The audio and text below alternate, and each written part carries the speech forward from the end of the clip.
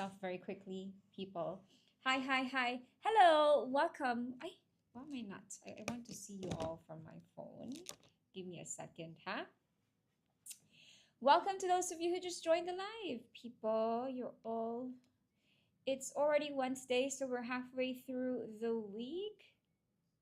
All right, that's perfect. Hello, Dash. I'm gonna call you Dash because I only see Dash. Pillow as well. Welcome to you. This is Eisen. I see. Okay, welcome back, Eisen and Pillow. Yes, everyone, welcome to the live session today. We are officially, what date is it today? 9th of July. And so I know you're all going back to that school mode because you're just, finish your June holidays. But of course, after June holidays, it's just going to be full steam ahead. You know that we have just entered the examination season, both for national exams or school end of year examinations. So a bit more of effort and a bit put in some more effort to do the revision so that you can at least you get the full version of your breather literally after your third and fourth term. Yeah. So one very quick announcement before I start the live session today for everyone's information. I will be going through two important sections of English paper, which is paper 2. Let's do some editing and comprehension close practices. And then paper 4 oral. Given that this is the very first PSLE hurdle you'd have to go through before you face paper 1 and 2 for September. Okay, so let's target these two things and continue mastering the skills that we need to score well for English. Okay, so everyone, please feel free to share the live session so we can learn together with your friends. And at the same time, we learn from each other. A lot of your responses, especially when we're doing brainstorming for the oral part, are actually very helpful. You shed light on more perspective to everyone you're talking with in the live session. So let's make this a safe space for everyone to contribute. And then let's help each other out, okay? For everyone's information, if you want to do a more targeted and effective revision progress, do sign up with Writers at Work now because our 12+2 promotion is ongoing until the end of August. So if you sign up for 12 lessons, you get 2 more lessons for free, and that's around $400 of savings. And you don't need to pay the $80 registration fee as well. So this is gonna be the last lap, revision that you need, last final reps that you need to increase and grow those English mastery muscles. That's what you see the reference here in our creatives. You can see on top. Yes, good deal. Oh, thank you, Boo. Welcome back, Boo. Okay, everyone. Oh, Rizwana is also back. Hello, people. Happy to see you all today. Thank you for liking the live. So yes, ladies and gentlemen, join us for try out our regular program classes. We do have pure composition writing classes or comprehensive English program classes where you get to practice your paper 1, 2, and paper 4 skills. Okay, but nonetheless, today, feel free to join me in going through some paper 2 and oral practices to hone our skills more. In the past few lessons, I have done grammar and vocabulary sections before I proceeded to paper 2 oral practices. This time around, let's go through editing and comprehension close. And I heard one of you also requested for synthesis and transformation. So I'm gonna do these things. I'm gonna proceed to focus slowly on each of these sections as we go along with our live sessions, so you get more practice on the different sections of paper 2, okay? Welcome, welcome. Please remember to share the live and follow us. Eisen, did you transfer to a different account or you renamed your TikTok handle? I wonder. Okay, so I am on computer, I see. Okay, so I would suppose like the screen, oh, no. It's still slightly smaller because it's in portrait mode. But I suppose your comment section is a bit bigger, right? Okay, now everyone, let's do some editing practices. That would mean to say we're targeting both your spelling and grammatical skills here, and then we'll proceed to comprehension close, okay? You all ready? E is phone account. I see, I understand. Okay, let's not waste a lot of time. Let's proceed with our promotions. Let's proceed with our revision for paper 2 now, so we also have more time for oral practice later. I've been really enjoying discussing commonly tested themes with all of you because you learn from each other's perspectives and you learn very specific points to tackle these very specific questions. Okay, let's go. Now, while most people are snug in beds in their homes by midnight, the homeless are found sleeping at some void deck or staircase landing in Singapore. Many of these people lie on pieces of cardboard. A very easy question on how to correct the spelling of too thick. My pen is too thick. How to correct the spelling of pieces, everyone? The live got through. Oh, 5 minutes. Wow. Okay, pieces. So classic. One thing you should take note when it comes to spelling. This one you say spelling right, but there are still commonly misspelled words that you sometimes fall for when you're being tested. Be careful with IE and EI. The common rule I tell my students, it does not apply to everything, but it's I before E. How do you finish the line? Except after C. Now for this case, you are correct. It's IE. Let's change the color of that one so it's like it's kind of easier for you to see what are the things that we are correcting. Pieces of cardboard. Okay, moving on, everyone. A nationwide studying on the homeless in Singapore indicated that most of them are poor. So I am not laughing on the topic. I'm laughing on the wrong word. The word sounds wrong. It's grammatically wrong. What do you think? A nationwide what? Okay. You're all canceling the ing, so you're going for just the word study. Unique perspective, pretty straightforward. I see. Good job. So this one is easy. Well done. Let's move on. We're probably doing some blitz editing. Wow, blitz editing. Okay, pretty cool. Now, moving on to the next part. Most of them are poor and have weak social support. Social, please, very quickly, let's do a blitz for this one. Type in the spelling of social. This is a wrongly spelled word. Social, very good. Quickly, 5 more seconds. Well done. All right, social. And let's be mindful of the correct letters here. Social support. Now, the plight of these homeless people deeply saddened. The plight. When you say plight, it means difficult situation. How do you spell that word? Plight. Another spelling error. Let's go. It means, okay, let's define this word. Difficult situation. A good word you can use for composition and essay writing as well. Plight, plight, plight. You cancel the second I. Thank you. Well done. It's a good word to learn and to use as well. Of these homeless people, deeply saddened Mr. Yo. Okay, wrong spelling. How to spell saddened, please. Careful with this one. Spell saddened. I'll give you about 10 seconds. Let's do this, ladies and gentlemen. Come on. Saddened. So you all decided to double the D. Is that right? Correct. Well done. Okay, you're all on track. Let's go. Saddened Mr. Yo. In July 2014, he founds the organization called Homeless Hearts. What do you mean he founds? Founds is obviously correctly. You don't say founds. He what? It's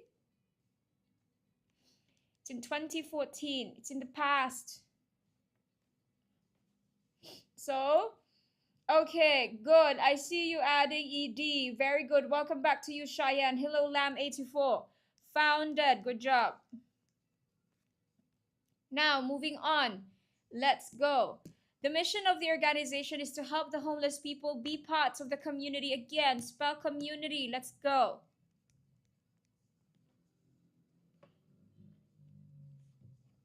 Community.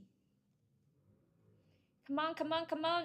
Yep, we're blitzing here because these are easy questions, You double the M, very good. Community. Every fortnight, a team of dedicated volunteers from Homeless Huts. Volunteers. Spell volunteers, ladies and gentlemen. 10 seconds again, let's go. Also, when you start to notice a series of questions that you find easy, that's usually the time you start being complacent. So I need you to keep the focus high And when you're correcting a spelling, make sure that you are not changing the word form, because spelling is just spelling. You're not correcting grammar as well. If it's plural, keep it plural. If it's singular, keep it singular. Okay? Volunteers, very good. You're all being very careful so far. Keep it plural. Okay? From homeless huts. Okay. A team of dedicated volunteers from homeless huts conduct night walks in various parts of Singapore every fortnight. And then you say volunteers. But what is your clue here? It's a team. So it's collective noun. A team means what? Singular. So a teacher, what is your full-time job? I am here. Okay, my full-time job is here. I do a live session sometimes, but I do work here in Writers at Work. I used to teach actually regular classes, but I am now with the marketing team of Writers at Work. But I still do miss teaching. That's why I teach in TikTok Live. Okay, so sad. Let's move on. Conduct. So a team of dedicated volunteers. It's a team. It's a collective noun. It's singular. And it's every fortnight. It's a habitual action, so you have to stick to present tense. So you say conducts. Very good. They begin by give food and drinks to the homeless. They begin by what? So what's the right word form here? Do teachers earn writers at work? I do not know, avocados. You have to ask the teachers. We do. Giving. Very good. Earning well is very subjective. It's relative to the people who's seeing the earning, huh? Okay, now let's move on to drinks to the homeless. Whom are sleeping in the street? Whom is obviously correctly spelled, but the wrong word is a grammatical error. What is the word? You're a teacher, that's why I'm asking you. Yeah, I would say avocados. Do you want to apply as a teacher here, avocado? That's my question for you. Because that's going to be the best time for you. You have to see it for yourself. Okay. Who? Now, which? Okay, homeless, which are, okay. Firstly, which will not be the right answer because we're referring to people. We have to say who. Okay. Whom you use, right? Remember whom? Whom you use this for like hamburger rule.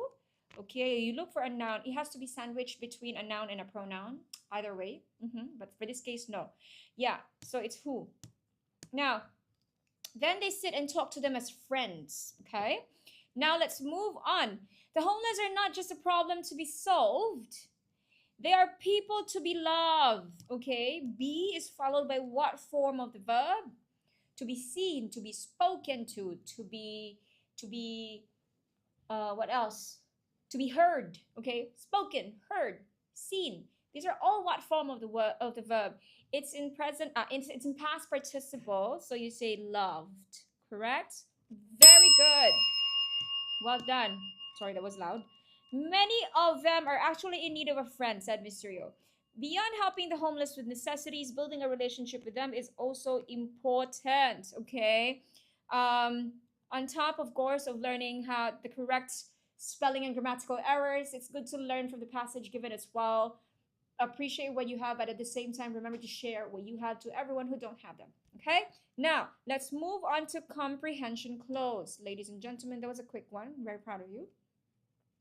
Comprehension close. Be mindful of clues, collocation, contextual clues. Let's go. Thank you for the like, people, and for the shares. How did the early humans figure out which food was edible?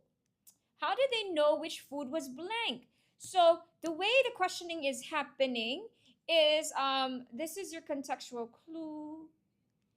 We're doing, if I put CC, that means to say it's contextual clue. You need the opposite.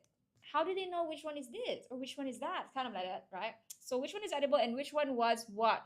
Boo, very good. Poisonous, well done. I will go after this as I need to write a composition. Composition homework is it, pillow. Okay. Now, to understand the evolution of food, we have to travel blank in time to thousands of years ago. Okay.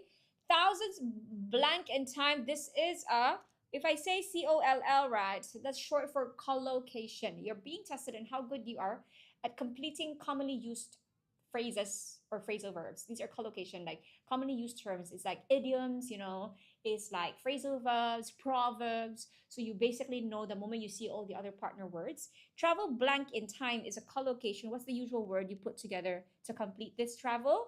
Back in time. Very good.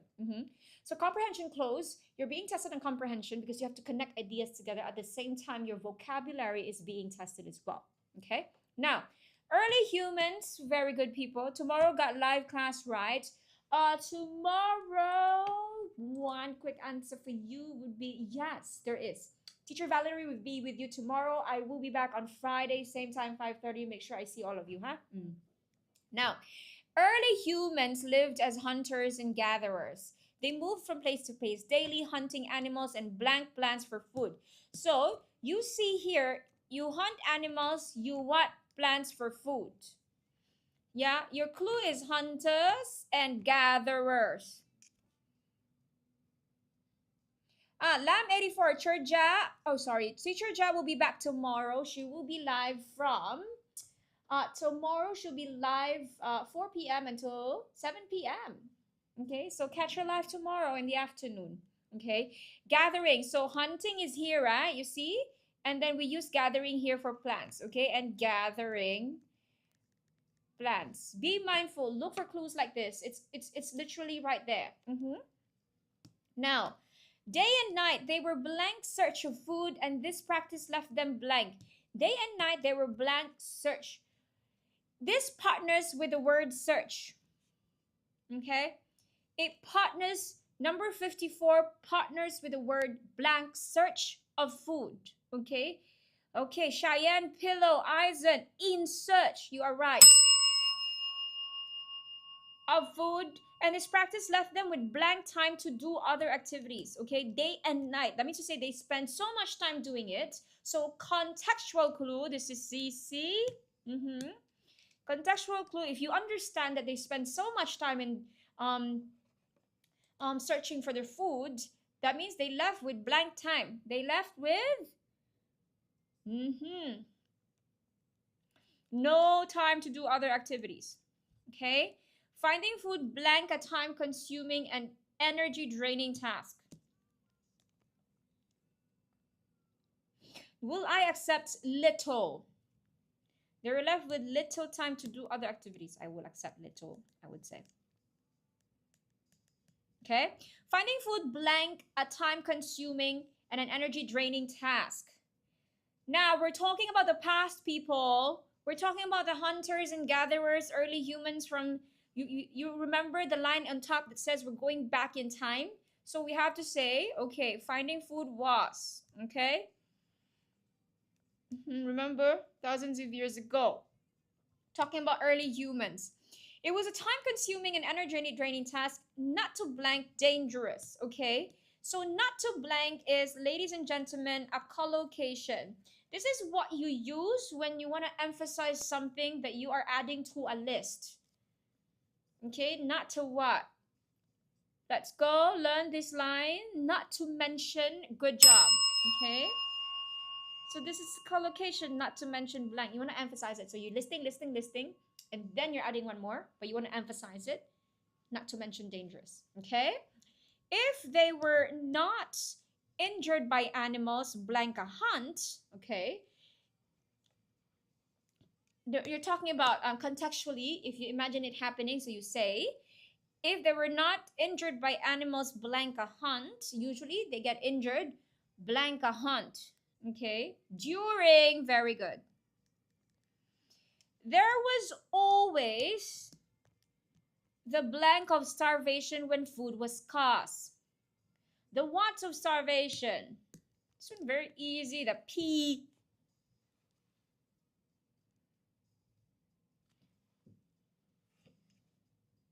I will accept, there was always the risk. I will accept risk. Or problem. Or There is always the risk of starvation. Problem or the possibility. I will accept possibility. When food was scarce. There was a if they were not injured by animals during a hunt, there was always the blank of starvation. I will not accept fear though, because what we're talking about here is like a result. Okay. So fear is slightly like being further away from the implication of the sentence. There was always a chance. Eisen, the reason why I'm not using chance, right? Because chance can be used, it's very neutral term. It can be positive. You know what I mean? So if I were to compare chance and risk, I would use risk instead. Because risk have the negative implication, and you're talking about starvation here. Yes? Mm-hmm. There's always the issue. Good job. All right, moving on. Over the years, gatherers used trial and blank to decide which plants were edible.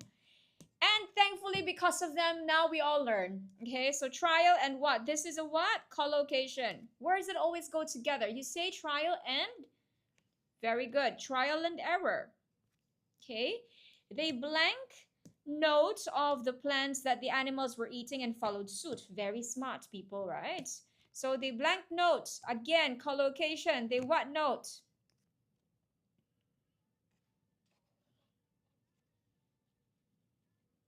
So did they sacrifice people to test? You see, right below, you just saw. They learned from what animals are eating. Okay. So careful. Boo, careful with tense, yeah? They took note, okay, of the plants, okay? Should one person blank sick after eating a plant, they quickly learned not to eat that plant ever again. Blank sick. This is another collocation. 10 seconds. What sick? What's the word that pairs with it all the time in the person?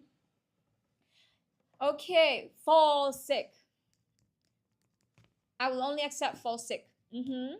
Now, gradually, they also discovered that many poisonous plants could cause the tongue to sting.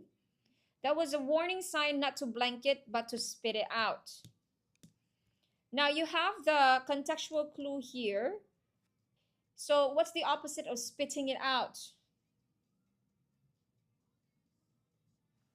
So, you have to be very smart in looking out for clues because they're always there. Nonetheless, the clue may appear before or after the blank. In this case, it's right after the blank.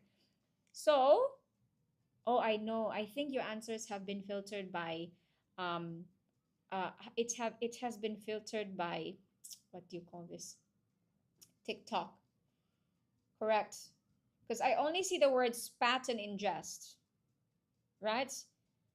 Yes. Okay. So not to swallow it. Okay, but to spit it out. Okay, just check your own answer if you're right. Check it for yourself. Okay, now let's move on.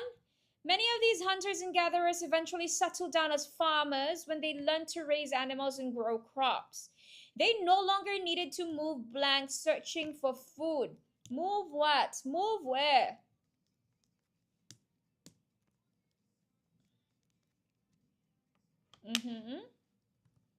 Type it in.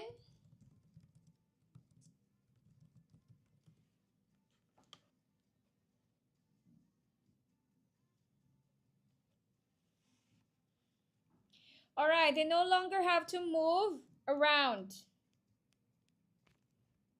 With more time on blank hands, okay, another collocation. More time on whose hands, okay? They began exploring. I would actually accept move about.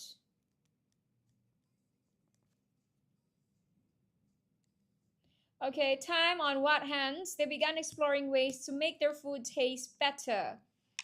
It was then that cooking was invented and different cultures developed their own unique ways to prepare food, okay? You are talking about many people, early humans, so it has to be time on their hands, right?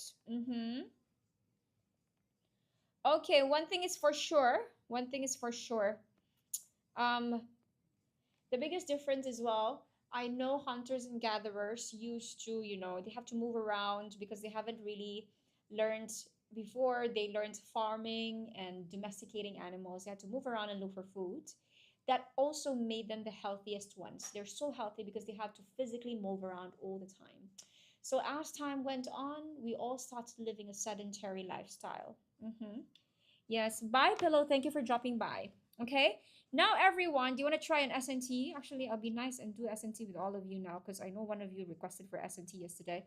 Okay. Now, SNT, type the full sentence, please. He stopped at the market to buy vegetables. Then he went home. So, okay, let's give this one a try.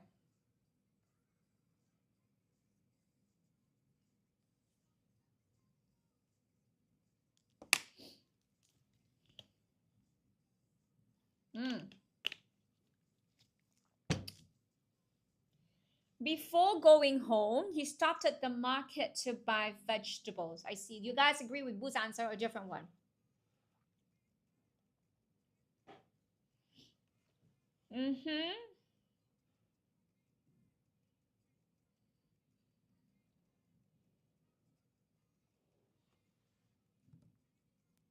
Type it in.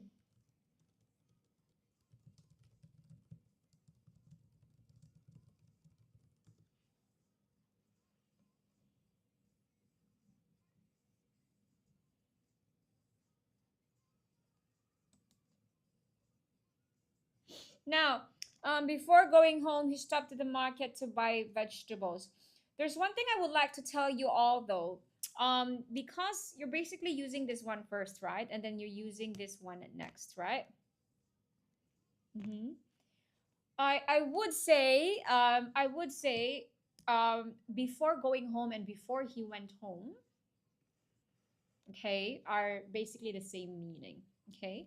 So just in case you go and say sure before going home, before he went home. Actually, before going home would be better. Because then you don't need to repeat the pronoun. Before going home, he stopped at the market to buy vegetables. Okay, let's go for another one. This requires you to do a word form change. Let's see. Short answer, huh? Type in quickly. Let's go, people.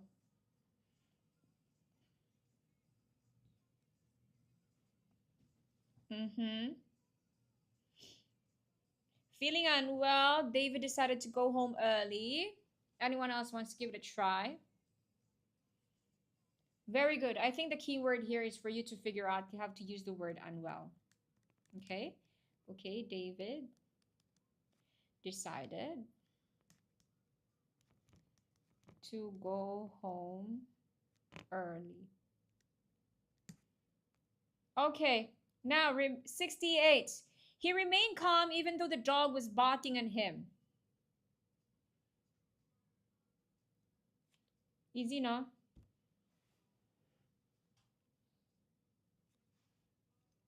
Quick, quick, quick, let's go.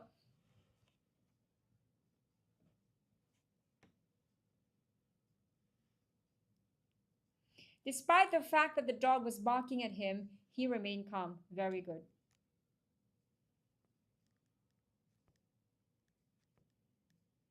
I'll tell you one very nice technique after I write something, huh?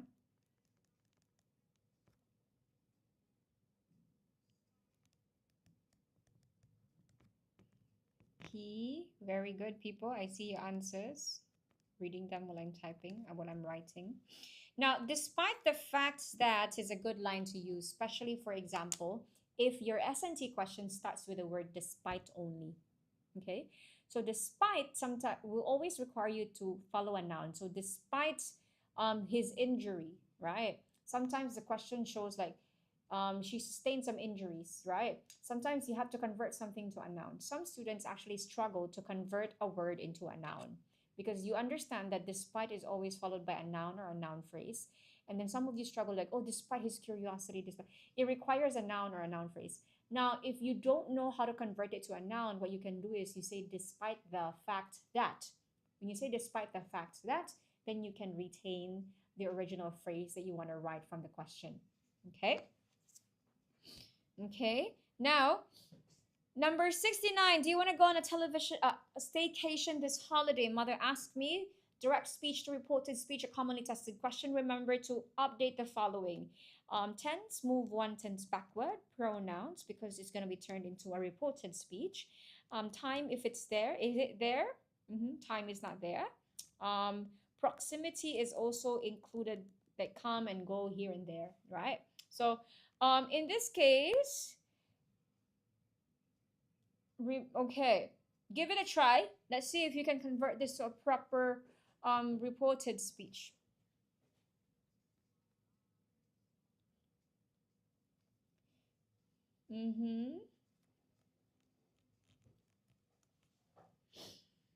I see, Boo. Thank you. Anyone else wants to give this one a try? I'll give you about 10 more seconds. I see. So a couple of things. Want is present. Do and want is present. Move one tense backward. So present becomes past tense. Sure, what if it's already past tense? Then past tense to past perfect. Had, the one with the had. Okay. Sure, what if it's already in past perfect? Past perfect to past perfect. Although there's an exception to the rule. If a statement in the dialogue is a universal truth, you keep the tense. You don't change it. Okay? Now, if I wanted, remember this is also need to be changed to that. Okay? To go on a staycation that holiday. Sure, who's the moderator? I am the moderator, I said. So I am basically facing the laptop handled by the moderators usually. So I am doing everything at the moment. Okay. So I'm gonna be moderating and like type something here. Hello. That's me. Okay. Now, number 70. Sume hid her friend's book in the locker as she was mischievous. This is one of the commonly tested questions where you are required to change the word form. Let me see. And that's why I sometimes have one full practice with students on how they can change verb to noun, adjective to noun, or vice versa. Okay, let's see. Let's see, people. Let's give this one a try. Come on, come on, come on. Out of mischief, Sume hid her friend's book in the locker. I see. I know you corrected one of the words. So for your case, Boo, all of the rest of you type in your answers, please. So Boo decided to change the word form this one. Let me see if some of you also change the same word. Is it? Aizen also changed mischievous to mischief. Okay. Mischievous is, Cheyenne. Lamb. Correct. Mischievous is adjective. We need to turn it to a noun. Okay. The noun version of mischievous is mischief. Okay. Mischief. Okay. Sume hid her friend's book in the locker. Very good, Ferraro Roshen, 0. Welcome to you. All right, good job, people. One thing you can do if you're practicing for S&T, list out a few verbs or a few adjectives and test yourself if you can convert them to a noun. The doing a lot of papers, past year papers, right? I notice it's very common. They usually like to use a verb converted to a noun or an adjective converted to a noun. It's very common. So you have to learn to convert words into a noun so that you are ready. It's another additional skill you can prepare for S&T. Okay? Boo, it's okay. I know it's not the best handwriting. I've long accepted that. Even my teachers have told me that for the longest time. But I will still try my best to write more legibly for you. But I cannot promise the nicest handwriting, unfortunately. Okay, now it's 6:17. I still want to go through one more set of editing with you. Okay, let's do SNT. Scomper close because this one is more challenging. I'll touch on editing or SNT much later, but let's figure this one out first, okay? Let's give this one a try. Now, Singapore Botanic Gardens is a well-known attraction. It spans and blank of nearly 1 square kilometer. Okay. It spans and. So you basically you get a clue here that the next word, okay, the next word the sound starts with a vowel sound. Okay? So look for clues like this. Eisen goes for, okay, Eisen, we cannot use space because the previous article is an, right? So area, Ferrero and Boo and Lamb are is the best word here. An area of nearly 1 square kilometer and is known for its collection of different plant species, okay? It is popular attraction for locals and tourists from blank over the world. Collocation, it's a phrase commonly used. How do you say it?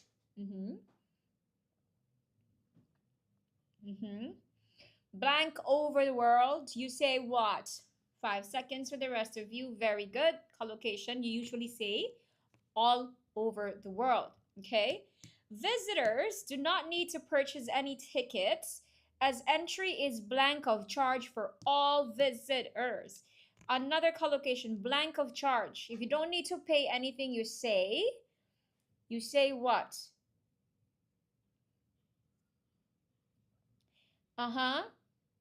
Free of charge. Very good.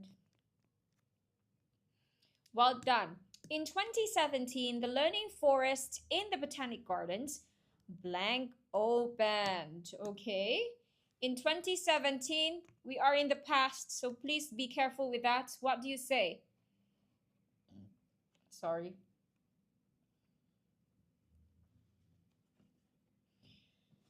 Okay, be careful. You're being tested on subject verb agreement and tense as well. Learning Forest, this is singular. If we say recently, Eisen, it will be grammatically wrong because you will go and say the Learning Forest in the Botanic Gardens recently opened. If you say recently, right, it still has to have a word before it.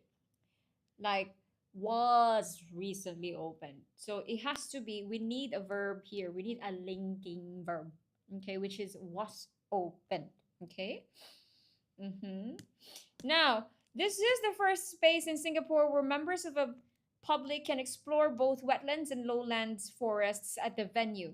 Visitors get to walk in blank cast by the forest giant trees. In the blank, in the what?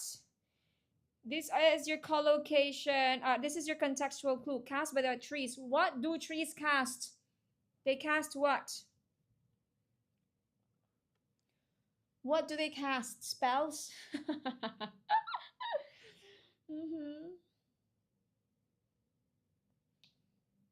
Silhouettes, shadow. I see. Now, in the shadows, I will not consider the word silhouettes, okay? And I will not consider shade as well, okay? Because shade, for example, is a general area. Shade is a general area of darkness, okay?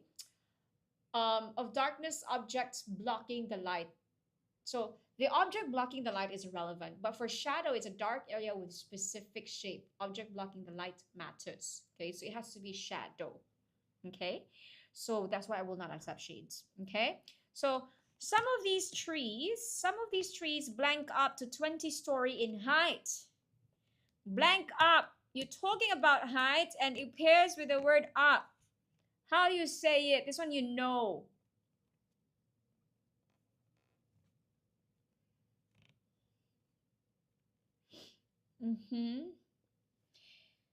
Now, be careful with tense, Cheyenne. We need the word grow.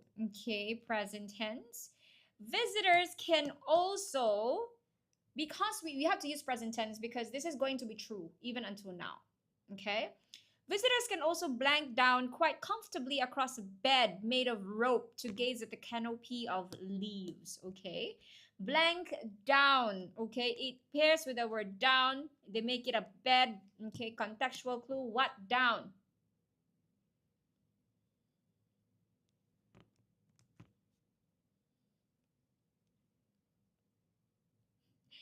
Lie down. Very good. To restore the site to blank previous condition, most of the native and mature trees were either retained. To restore the site blank previous condition, you're referring to the site, okay? So you say what?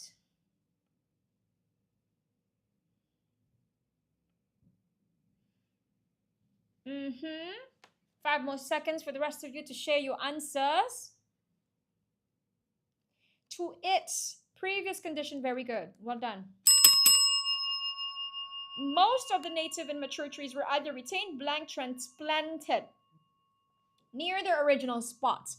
This is why I'm telling you to always be mindful, because this passage, for example, has very good clues all around the passage. This one, for example, what's your biggest clue in the next number? I know you're smart enough to tell me this. How do you know the answer is or? Because of what word?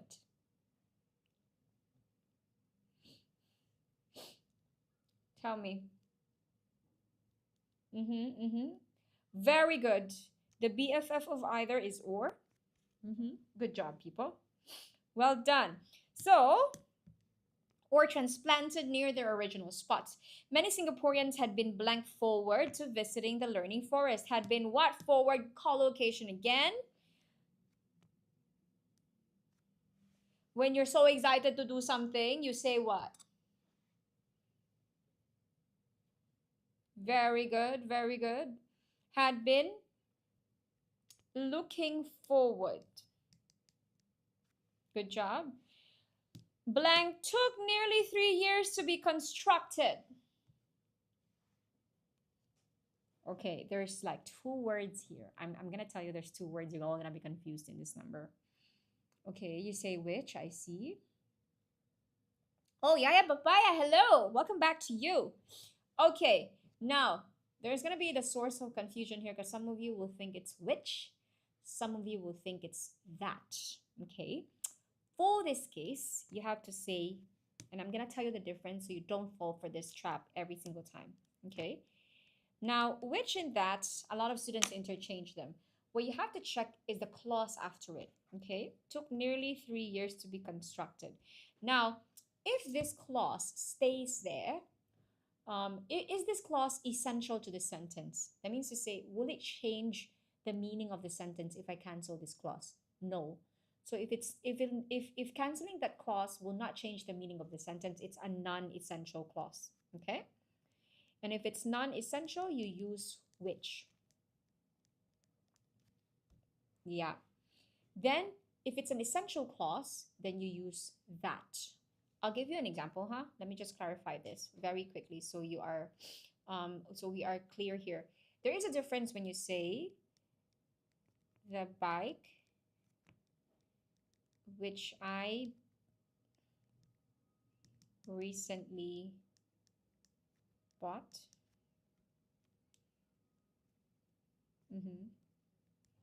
is in the garage. Then you say the bike that I recently bought is in the garage. The difference in the meaning is when you say the bike that I recently bought, when you use that, that basically means there is another bike. And you mean that specific bike. Okay? And that's why this is an essential clause, because there is an implication that there is another bike. And so to lessen the confusion, you say the bike that I recently bought, or the bike that was red, or the bike that is in the garage. Okay? So be careful with that. When the clause is essential to the meaning of the sentence, use that. If it's not essential, then use which. Okay? Now, let's move on. The learning forest, the size of 15 football fields, is now home to more blank 700 species of flora and fauna. To more what? Okay, it pairs with the word more. You know this, very easy, no? Thank you, everyone. We've reached 5.2K likes. Thank you, people. More than, very good. A network of walkways blank the visitors to easily explore different sections of the forest. Okay, blank the visitors to easily, starts with the word a. Allows, well done. Very good, Boo. The blank hours are from 5 o'clock in the morning to midnight daily. Collocation. So blank hours, you know this. 5 o'clock in the morning, midnight. Okay, let's go. Let's go. Easy one.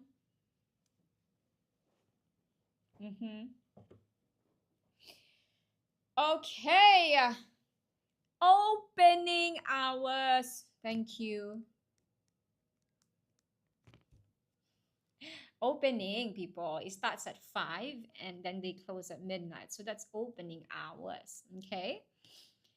Now, however, certain sections are blank from 7 p.m. to 7 a.m. and visitors are not allowed access during this time.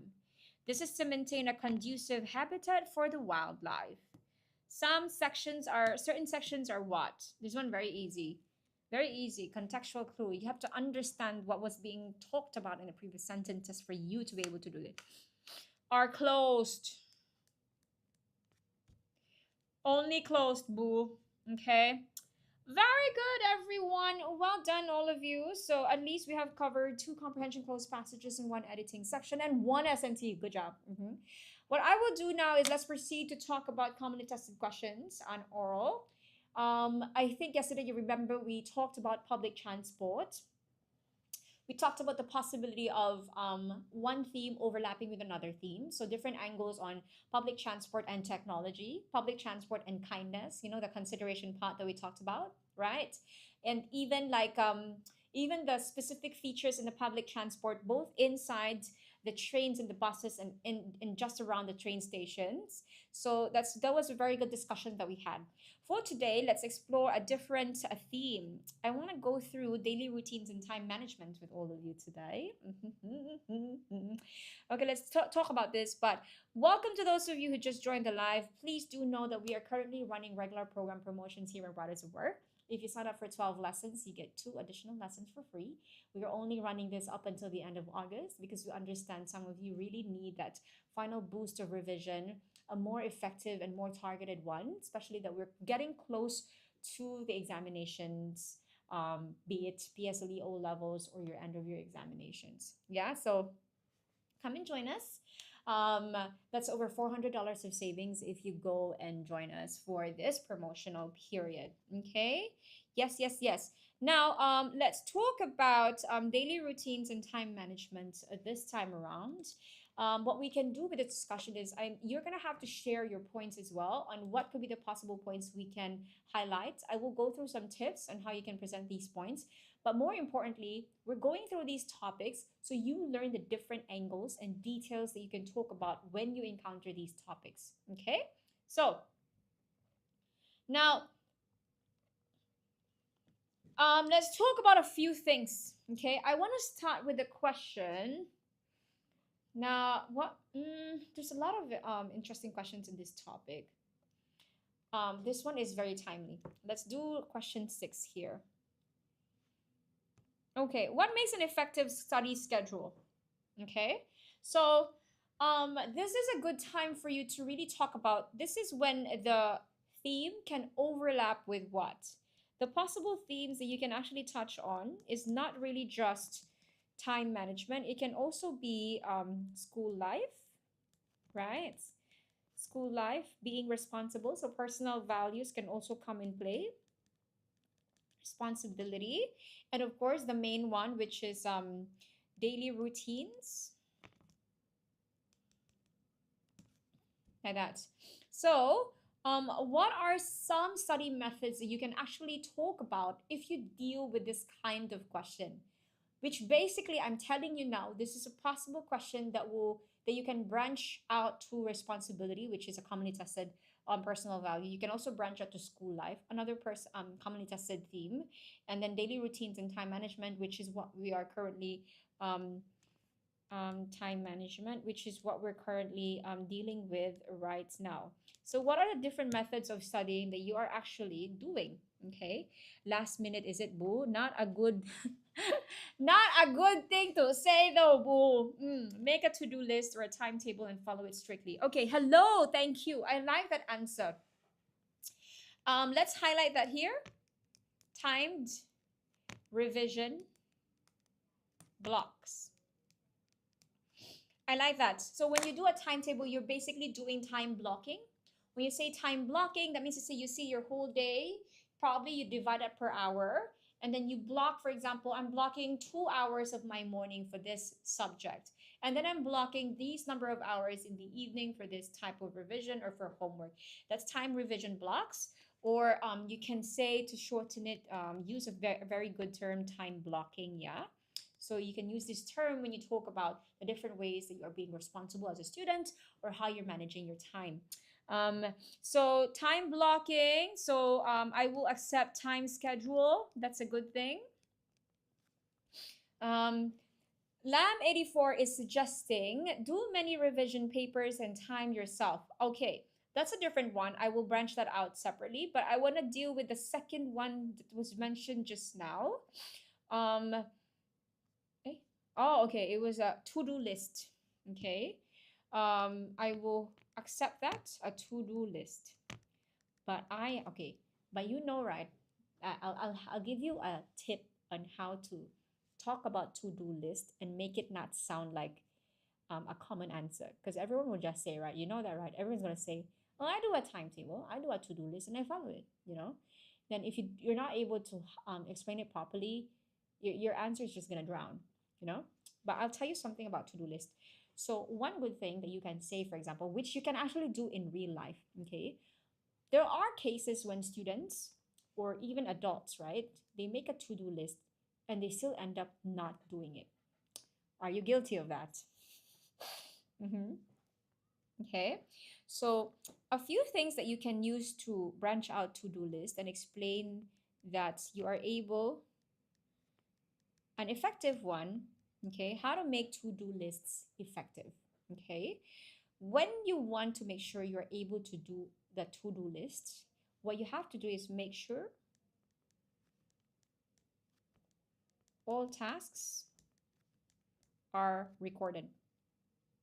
You know why? If you memorize some of the tasks and then you write some of them, let me just say you don't write all of them, your brain will not trust the system because your brain is aware that not everything is written on that second brain. Second brain, I would mean your notebook or the to-do list app that you're using.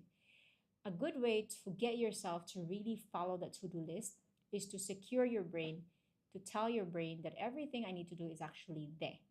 Then your brain will end up telling you, check the to-do list, do the to-do list. So one good way, effective way to make sure you follow to-do lists is to make sure everything is written in the list. Okay. The next thing to make it effective is, what do you call this? Break it down into what? Into smaller tasks. You know why? That's the main cause of procrastination. You see a list, right? And then the list there shows study for English. Then your brain is like, what? Study for English? Oh my God, where do I start? There's so many papers to study. There's oral, there's paper 2, there's paper 1. I don't want to do it. And that's what makes your brain go and say, oh, I'll move it to the following day. It's much easier for you to start doing something and fight procrastination when the tasks are broken down. So instead of saying study English, right? You can break it down. Perhaps 4 p.m. you do composition homework. And then 5 p.m. you can say do paper 2 practice. And then 6 p.m. you can say do oral practice by watching these sets. So the more clarity you get and the simpler they are, the more likely you are to do the task. When the task is very big, your brain starts thinking, this is too much. I don't want to do this. Then there's a very huge resistance. You had to lessen the friction by making sure you break it down into simpler tasks. Okay? I do have a study schedule. Very good, very good. Okay. And then one last thing to make to-do lists very effective. Sorry. Is to make sure. So recorded, okay, break down into smaller tasks. One last thing you can do is to make sure that what else? Specific. The moment it says the action, study, write, read, practice, then it's much easier for you to do it. Okay? So what other things that you do? Are you guys familiar of the Pomodoro method? Have you heard of it? Question. Anyone familiar of this technique? Who can tell me what this is about? If you are familiar with this. No, okay. Okay, Eisen says yes. Actually, this is a very good discussion because these techniques you can do even when you go up in your... I know carbonara. Is it that they sound the same? Okay, Pomodoro method is basically spacing out properly, as in you work, for example, for 25 minutes and then you take a break for 5. And then you actually really time yourself. 25 minutes, work, no distractions, focus, toot, toot, toot. Take a 5-minute break and then do another round of 25 minutes. So it's basically breaking down your task even more specifically. I have tried a Pomodoro method myself, and I feel like people have different lengths of focus, of deep focus. So I actually use Pomodoro method, but I change the timing. I don't function with 25 minutes, 5 minutes, 25 minutes, 5 minutes rest. I function with longer, like I work for about an hour or an hour and 30 minutes, and then I get a much longer break for like 10, 20 minutes. So another 1 hour and 30 minutes, and then I get another length of break. But the whole point is you don't need to strictly follow 25 work and 5 minutes rest. The point is time yourself to do deep work for a specific amount of time, then give yourself a break, then another deep work time, and then you can do something about it. What is a good work ratio? Good, yeah, probably something 1:5. That's what I am. That's what I am actually sharing to you right now. People have different ratios. Some people like, sure, I cannot function like 2 hours straight. It drains me so much. So then lower the time. You have to find the right ratio that works for you. Because Pomodoro always says 25/5. It doesn't, I don't function that way. I function in a much longer time period.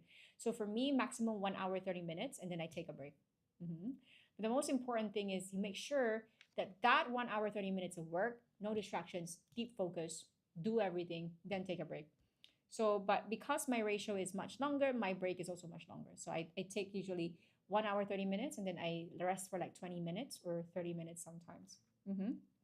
Now, one last thing, okay, because at least we have this explored to-do list, Pomodoro technique, time revision blocks. There is one more thing that I can tell you that is very important, okay? I think you may be doing this, but you can also, you probably just don't know it's called like that. There is this thing called, where do I write this? I don't have space. Let me change the color to, what have we not used? Green. Are you familiar of the term active recall? I will pair this with, I'll put a heart because they're a pair, they go together. Okay. Space. These are the last terms I will talk about in this question, huh? Space repetition. Are you familiar with any of these terms? So there's active recall and spaced repetition. I think from the words themselves, it's pretty much understandable. Okay, I trust that you're actually already doing this. It's just good that you know how it's named, so you can talk about them when you're asked these questions. Okay, because sometimes it's beyond, like, sometimes you do have the confidence to talk, you just don't have the right words to say. Sometimes not. That could be the challenge. Okay, are you familiar with, let's start with active recall. Active recall is basically challenging yourself to recall information that you have just consumed. So you watched a video, or you read a text or a passage, or maybe you read a model essay, or you read a model composition to study. Mhm. If you want to lengthen, right, you want to lengthen the retention of that information in your brain, because some of you go and say, sure, I study, it enters here, it goes out there. Okay. Best way to retain information in your brain is to do active recall. Find a way to repeat the information by using different things, right? So you can quiz yourself, you can summarize what you just read, you can share the information, you can teach the information to someone else. Okay, so quiz yourself, like ask questions, tell me what are, ask me questions like that, or you summarize it, try to explain it in your own words, or you share it, you teach it to someone. These things, you are forcing your brain to recall an information that you just took in. And the moment you do that active recall process, it helps your brain to remember that better. So it's like it has a shelf life. Information has a shelf life in your brain. You lengthen the shelf life when you do active recall. Okay. Now, spaced repetition is like, it means what exactly it's named. You repeat some topics. What do I mean by that? I'm going to go back to your revision now. When you plan out timetables, right? So for example, week 1, I'm really going hard on my oral revision. So going hard on oral revision means to say, oh, week 1, I'm very adamant, I'm gonna study through 2 or commonly tested themes. That means to say I'm gonna study environment and technology for week 1. Okay, then you study environment and technology. Week 2, what you will do is spaced repetition. You don't forget about week 1. What you will do is you will still study environment and technology, but you will add one more. Okay? So there's like a revision that happens for what you have studied in week 1. You're repeating the information you're learning, but of course in a shorter version. But that repetition helps to again extend the shelf life of the information in your brain. Okay? So take note of these terms, okay? Because these are some things that you can talk about and explain when you are talking about time management as a student, or being responsible as a student, or making sure you remember things. There's so many angles you can use this information, especially when it comes to oral, okay? Okay, thank you for sharing the live, Eisen. Okay, now everyone, I think we've done a couple of good points here. Let's explore a different question, but on the same theme. Okay, are you ready? Now, I want to go for something less about studying. Let's do something else, but still under daily routines and time management. Okay, let's do question 2.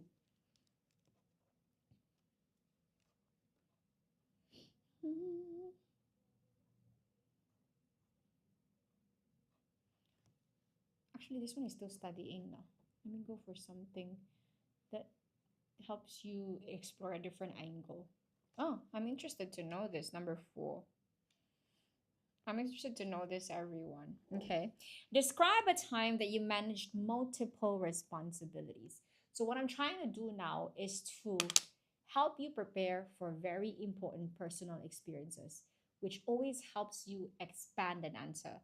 Now, I need you to settle with one specific answer for this one and really recall a 5W1H for this one. Then I can share with you to what other themes can you use this personal example, okay? Because that's what I usually tell my students. I get them to remember a very good personal experience, right? Detail it out. And then I tell them, tweak it this way if you're talking about environment. Tweak it this way if you want to use the same personal experience for family theme, okay? Let's do that. Now, can you guys recall a time when you manage multiple responsibilities? Perhaps just type in what are the main responsibilities you have to do. I'll give you an example. For example, multiple responsibilities, I guess I'm gonna say I was something that you can relate, huh? I was doing, let's say, math revision because I need my I need my grades to go up. And then I had a very big science project at the same time while doing this. And then also I have CCA duties for a week. It all happened in the same week. So can you quickly recall an important situation like this where you had to be extremely responsible because so many things are asking for your attention? Share with me something like this, okay? I'm interested what makes you all busy these days. Let's go, people. Homework. Okay, Eisen, homework together with what other responsibilities? List out for me, let's say, 3 things all requiring your attention at the same time.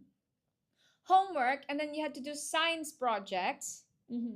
One more, like maybe you can talk about. It doesn't have to be all student responsibilities, because it just says multiple responsibilities. So it could be like, oh, I had school responsibilities, but I also had to do this for my sister, and then I also have to do this for my friends. So it could be overlapping responsibilities across different circles that you have. I see. For you, Eisen, it's a combination of different subjects, correct? Okay. Let me see. Let me write it down for you. And maybe chores. Okay. So for Eisen, yours was Chinese homework. Okay. And then you had a science project. Plus you had chores, home chores to do. So Eisen, you had to be very careful and think about a specific time when they all had to be done together, so that when you say the story, it is clear that they all needed your attention for a specific time. Okay, so you go and say there was like 2 days. It was a Monday and a Tuesday where I was rushing to finish the science project because the deadline was on a Wednesday. And then at the same time, I just received very heavy Chinese homework that is worth this amount of points. And at the same time, that was the same week we were preparing for Chinese New Year, for example. There were so many chores at home. It has to be something very specific, all happening together, and then you can detail it out more easily, right? Can. So multiple chores, multiple, I would say good. I always tell you the power of 3, right? Power of 3 is good. Same thing here. Do power of 3, explain that they all happen together, then talk about it. But at the same time, please don't forget, as you enumerate this, it's very important that after the example, you follow it with insights. Did you learn something from it? What do you think? How did it change you? Or what was your full, how would you wrap it up? How did you feel? Or what did you learn at the end? Okay? For me, the important part is examples and then give an insight before you close your entire response. Okay. Now let's do one more question before we end the live session. Okay. Let me find another question under this theme. I like this one. How do weekends differ from weekdays for you? Okay, let's see. Let's see some good answers here. From your perspective, how different do you see weekends from weekdays? Is something good for you, or do you prefer? Which one do you prefer? It would be good to mention that.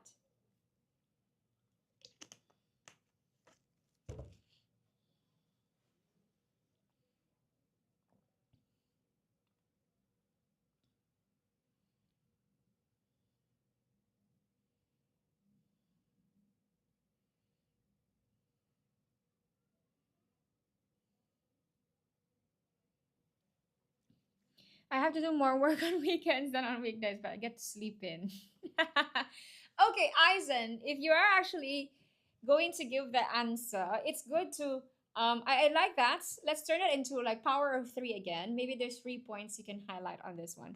The first one you said is weekends for you equals more work. That means to say it's also can sleep in. Perhaps let's add one more for weekends, so you can do a power of 3 again. So remember how differ. That means to say you have to talk about weekdays as well. Okay. So on weekdays, okay, I think obviously there's school, right?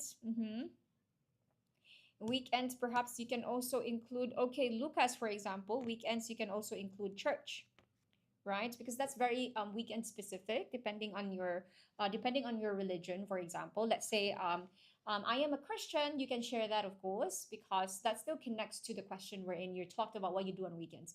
So you can say, oh, I'm a Christian. I do have church duties on Sundays, for example, and then but I do like it that I have these church duties.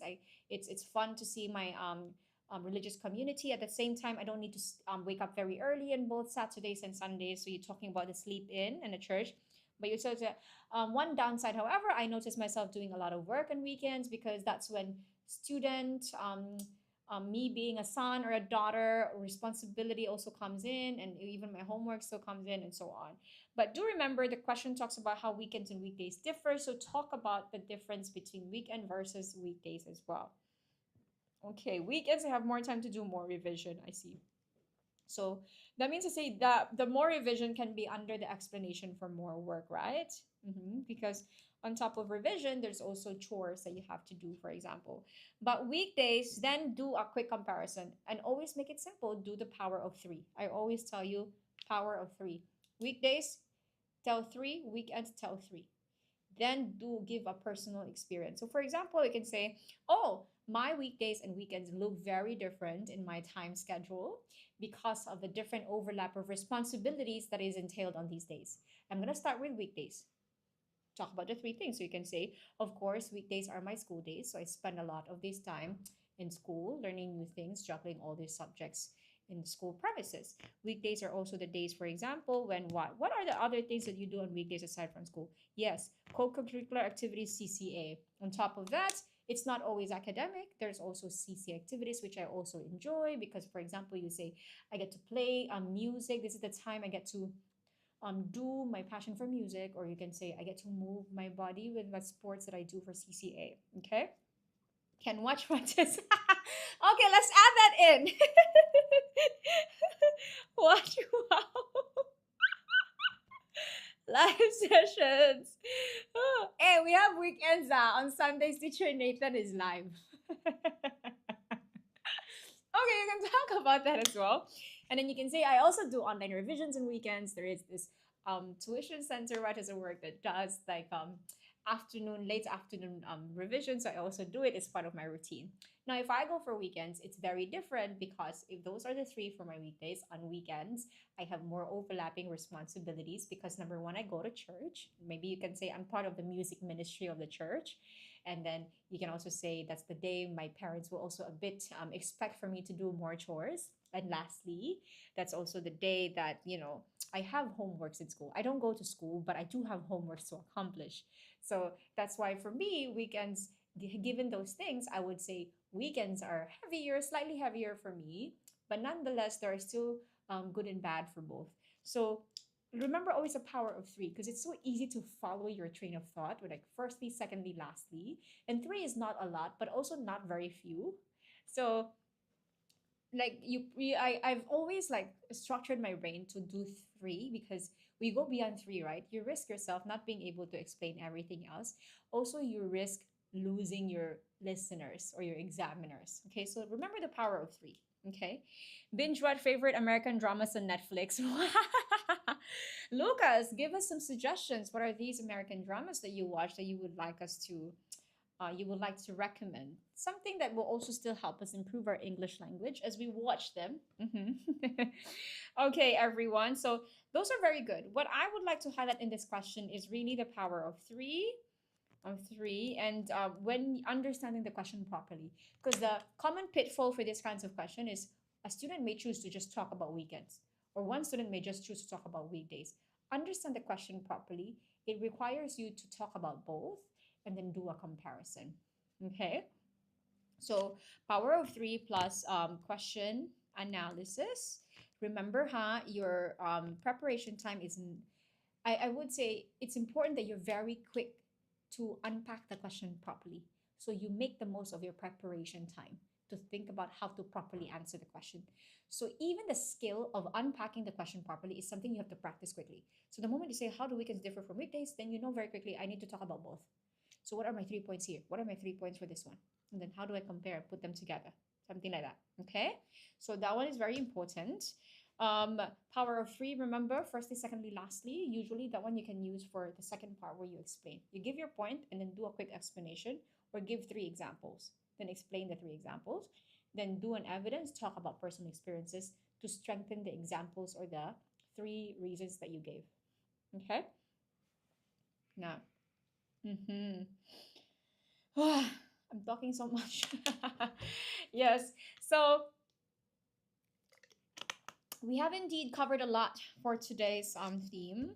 Um, I will explore a different theme this Friday. Perhaps we can talk about technology. Let's talk about AI or perhaps social media. Okay, on Friday, so you get to understand the many angles that you can actually explore, especially when technology is being talked about, and maybe update yourself with what's actually new in the world of technology. Let's talk about that on Friday. But to those of you who just got into the live, hello, I'm Teacher Mitsuko. I'm currently doing a live session for paper 2 and oral, for especially for PSLE students, but the oral skills are still, I make it still relevant to O-level students. Sure, what time on Friday? I'll be around on Friday at 5:30 p.m. Tomorrow is Teacher Jack. She'll be around 4 o'clock to 7 p.m. So those of you who want a more targeted practice, you can always join us for 12 plus 2 promotion here in Writers of Work. Join our regular program. So if you sign up for 12 lessons, you'll get 2 extra lessons for free. That's over $400 of savings. Our teachers, Writers of Work trained teachers, will be able to guide you for a more effective practice just before your end of year examinations or your PSLE or O levels, ladies and gentlemen. So nonetheless, let's continue to do live sessions together. Remember to follow us if you have not yet. We also post our live schedules every Monday, so that's a good thing to look out for. Click that notification bell so you get to notified every time we go live. And thank you so much, everyone, for joining me today. I'll see you again on Friday, but tomorrow, remember, Teacher Jai is also live. Okay, thank you so much, everyone, and have a good night. Bye-bye.